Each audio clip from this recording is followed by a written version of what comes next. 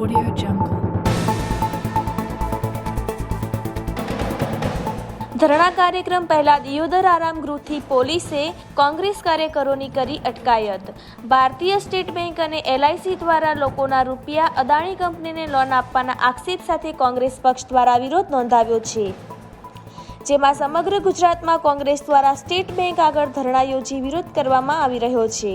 જેમાં દિયોદર ખાતે કોંગ્રેસ કાર્યકરો દ્વારા ધરણા શરૂ કરે તે પહેલા આરામગૃહ ખાતેથી પોલીસે કોંગ્રેસ પ્રમુખ તેમજ કાર્યકરોની અટકાયત કરી પોલીસ મથકે લાવવામાં આવ્યા હતા, જેમાં કાર્યકરોએ પોલીસ મથક બહાર નારા લગાવી વિરોધ નોંધાવ્યો હતો।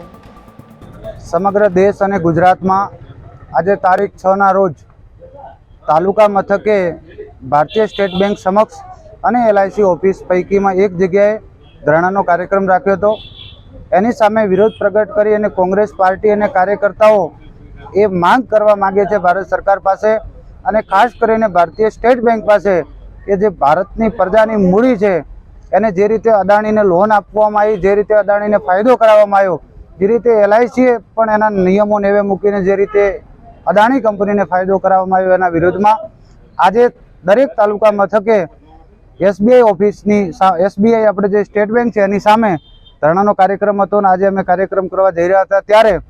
દિયોદર પોલીસને જાણ થતાં દિયોદર